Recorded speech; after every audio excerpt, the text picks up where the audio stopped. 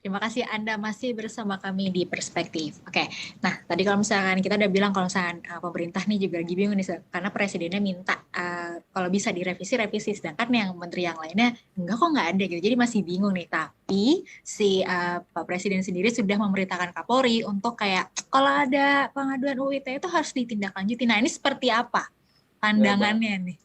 bahasanya Kapolri ya akan selektif Iya, menangani. iya, Memang iya. selama ini selektif. Jadi kalau Hmm. menyangkut masyarakat biasa, cepat penanganan prosesnya. Tapi kalau menyangkut misalnya pendukung-pendukung yang dekat dengan kekuasaan, itu jadi lama. Selektif memang. Misalnya Iya, iya, kasusnya iya. Ulin Yusron, gitu kan dulu sempat dia Hmm. doxing data masyarakat itu. Itu dilaporin sama orang lain, nggak maju-maju. Jadi kan kita melihat kok ini ada praktik diskriminasi ya dalam penegakan hukum gitu. Tapi kalau Raffio Patra dan Dwi Laksono, Ananda Badudu, kok cepat banget ya? Langsung ditangkap malam-malam dini hari buta gitu. Itu ada praktik seperti itu yang kita sangat khawatirkan gitu ya. Jadi kalau selektif selama ini selektif. Nah menurut kami memang sambil nunggu apa namanya DPR membahas pemerintah, satu saran saya, satu pemerintah menghentikan seluruh proses kriminalisasi dengan pasal-pasal yang selama ini sedang berlangsung. Bebasin orang-orangnya. Jadi kayak misalnya sekarang ada Pak Jumhur Hidayat, Pak Saganda Nainggolan, ada banyak mahasiswa lain di Kalimantan di mana-mana yang dikenalkan gara-gara mengkritik Omnibus Law.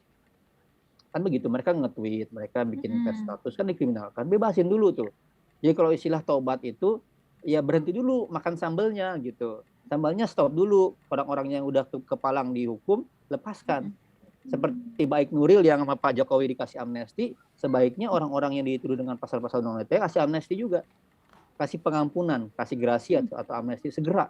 Jadi itu kan sebagai niat baik itu kalau istilahnya gue mau minta maaf dong sama lu gitu kan, ya akui dulu kesalahan yang lama sehingga sehingga untuk masa depan kita melangkahnya enak. Nah kesalahan lama mengkriminalkan, stop dulu, bebaskan orang-orangnya, lepaskan dulu ya.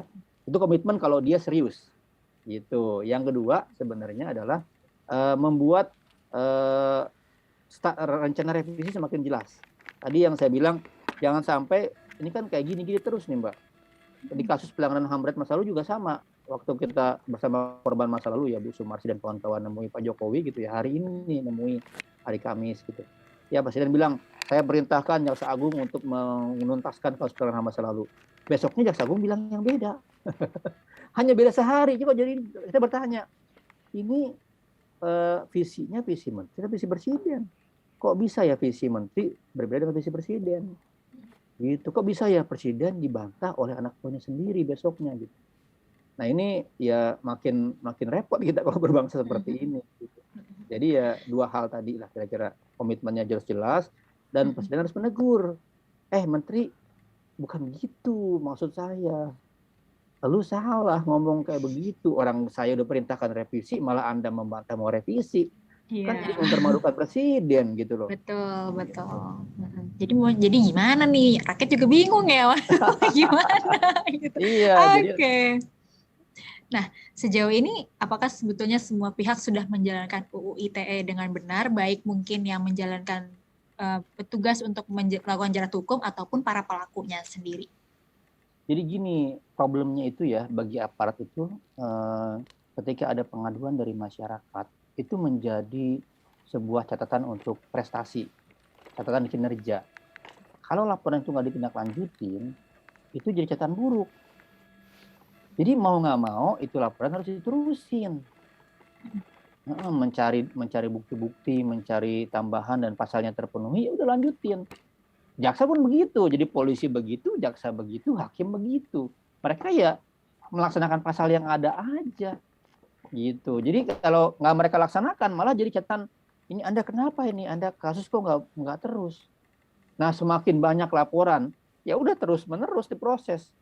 Nah sayangnya kemudian yang kedua adalah problemnya adalah yang kedua ada kondisi struktur yang timpang. Jadi temuan kami itu pelaporan ini banyak melibatkan penguasa. Jadi bupati, gubernur, pimpinan-pimpinan lembaga itu sering banget menggunakan pasal ini. Jadi kalau dikritik soal korupsinya, soal apa lapor gitu. Nah itu karena mungkin punya posisi yang berbeda gitu ya. Istilahnya itu kalau pisau itu tajam ke bawah, tumpul ke atas gitu. Nah, kalau kena masyarakat bawah yang laporin, masyarakat biasa, aktivis, jurnalis, cepat prosesnya. Tapi kalau kayak kasus Raffio Patra, dia HP-nya diretas, kita tahulah siapa yang punya kemampuan meretas kan, sampai WA-nya dipakai dan lain-lain, dilaporin nggak lanjut-lanjut. Nah, ini dalam praktiknya tadi saya bilang ada diskriminasi gitu. Jadi undang-undangnya karet, di lapangan aparat juga kurang paham maksud dan tujuan penyusunan undang-undang ini, masyarakatnya yang ketiga makin gemar melakukan laporan. Gitu kan gitu jadinya semakin chaos. Masyarakat ini kan selama-kelamaan kalau nggak percaya hukum dia pengennya main hakim sendiri. Kan contohnya yang kasus itu loh, yang kasus Toa mencuri masjid itu ya. Kan masyarakat karena nggak percaya sama hukum, ya udah bakar aja sendiri, langsung bakar orangnya. Di Tangerang, di Cikupa ada kasus di mana anak-anak tuh ya, bahkan pemuda ya diarak oleh RT setempat karena dituduh berbuat mesum. Artinya apa? Artinya orang-orang itu udah nggak percaya hukum. Dan sekarang orang-orang semakin gemar gini kan, harusnya kan masyarakat tuh sebenarnya ya dalam tatanan masyarakat yang baik itu kan dialog, ketemu, mencoba cara-cara yang baik. Sekarang ini masyarakat semakin males, nggak mau gugat perdata, nggak mau mediasi, nggak mau negosiasi, maunya apa? Maunya lapor polisi. Karena apa? Gampang, lapor polisi, datang lapor polisi, polisi yang cari bukti, selesai. Tapi kohesi sosial di antara kita itu nggak terbangun. Kalau zaman dulu kan enggak kan, kalau ada masalah kita cari ketua RT setempat, ketua RW setempat, tokoh agama, tokoh masyarakat, gitu kan, sepuh, minta dimediasiin, diobrolin antara pihak. Kan itu baik. Nah, sekarang enggak. Pokoknya kan ada pasalnya, terus artis juga contohnya atau pejabat contohnya juga sering laporin ke polisi, ya udah kita juga laporin ke polisi.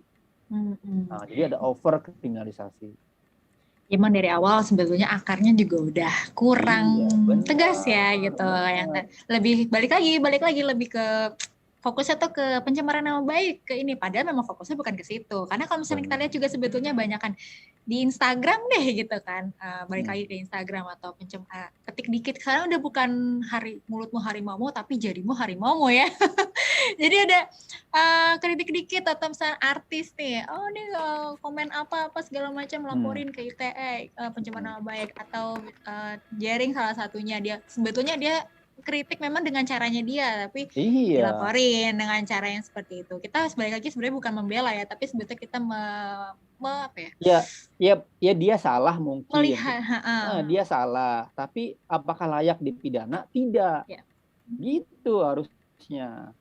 Nah, kalau dalam kasus itu, apakah memang sebetulnya UU ITE sendiri sebetulnya sudah ditegakkan dalam kasus kita mungkin bahas salah satunya Jering saya gitu. Seperti ya, itu dipakai dan berlebihan. Jadi Jering itu sebenarnya kan dalam konteks dia tidak puas terhadap penanganan pandemi seperti kita semua gitu kan, dan dia melihat realita, kok ini nggak begini ya, ini kok begini ya, kok kalau mereka nggak kritis ya gitu ya. Terus dia melihat misalnya YouTube atau vlognya atau dialognya dengan Bu Siti Fadila Supari bahwa ini adalah bagian dari konspirasi, kan ada tuh begitu. Kan dia sebagai orang merasa gua kesel gitu, gua melihat ini kok ada rekayasa apa gitu, dan dia mengungkapkan kekesalannya. Kan sebenarnya bisa dengan dialog, bisa dengan ketemu, bisa dengan dia dijelaskan secara baik, dia dikasih peringatan dulu, Anda salah, kalau enggak kami gugat ya, kan bisa digituin. Nah, dia di penjara berbulan-bulan gitu. Betul. Itu kan jadi dia mungkin salah ya di situ, tapi bukan dipidana juga. Gitu. Penanganannya ya, maksudnya penanganannya, iya bisa ditegur, bisa didialogkan, gitu kan. Secara perbuatan salah, tapi mungkin penanganannya harusnya bisa dengan jalur apa dulu gitu ya. Iya, kan kalau nggak kenal maka nggak sayang ya kan. Nah, itu dulu ketemu ngobrol gitu kan. Jangan ada masalah di antar pasangan kan. Udah kita putus gitu. Ngobrol dulu masalahnya apa gitu. Ini enggak, ada apa-apa langsung pidanakan. Ngobrol dulu dong. Oke. Nah, sekarang kan revisi UU ITE sendiri sebetulnya kali ini ya, yang tahun ini sekarang ini bukan kali pertama, karena di tahun 2016 pun DPR sempat merevisi UU tersebut dengan mengesahkan UU nomor 19 tahun 2016 sebagai perubahan UU nomor 11 tahun 2008 tentang ITE. Nah, gimana nih sekarang hasilnya? Nah, waktu itu perubahannya sebenarnya kalau kita baca, sebenarnya sebelumnya ada judicial review di MK. Walaupun di amar putusannya itu nggak mengubah pasal, tapi di pertimbangannya MK bilang, ini harusnya dikaitkan dengan KUHP. Nah, di Undang-Undang ITE yang baru itu, revisi itu, di penjelasan dimasukinnya. Ini dikaitkan dengan pasal 30, 311 KUHP gitu. Tapi di penjelasan, nggak dimasukin dalam unsur pasal. Itu satu. Jadi ya sebenarnya di MK dan pemerintah dan DPR mengakui pasal ini adalah pasal yang karet. Mengakui. Itu satu hal. Yang kedua, tapi sayang perubahannya nggak di level pasal yang intinya. Dan hanya mengurangi ancaman hukuman. Dengan asumsi kalau kemudian kena pasal ini, dia nggak ditahan duluan. Gitu. Asumsinya udah, dia nggak perlu ditahan. Tapi dikasih jaringan nggak? Jaring ditahan langsung. Ya kan? Jaringan ditahan. Padahal semangat revisi 2016 itu asal nggak sembarang nahan. Karena kalau orang ditahan itu udah hilang segalanya, udah nggak bisa komunikasi, nggak bisa ngapa-ngapain, nggak bisa akses. Kalau anak yang sekolah putus sekolahnya, anak kuliahan putus kuliahannya, kalau ada yang kerja dia di PHK dari pekerjaannya, gitu kan? Itu jadi, padahal dia belum tentu salah loh. Dia belum tentu salah, dia belum tentu kemudian diputus benar melakukan tindakan kesalahan, tapi karena ditahan semua sudah berhenti. Nah, oke. Nah, apakah revisi saat itu tidak serta-merta mencabut pasal-pasal dalam UU ITE yang dianggap sebagai pasal karet? Enggak, waktu itu hanya mengubah ancaman hukumannya saja. Itu yang kita kritik. Jadi ini perubahan yang ya nggak setengah-setengah, mungkin seperempat ya. Secara substansi pasal gitu. Oke. Nah, kita akan break lagi karena masih ada beberapa yang pengen aku tanyain sama Pak Isnur, tapi kita break dulu ya Pak ya. Jadi Smart Viewers jangan kemana-mana, tetaplah bersama kami di Perspektif.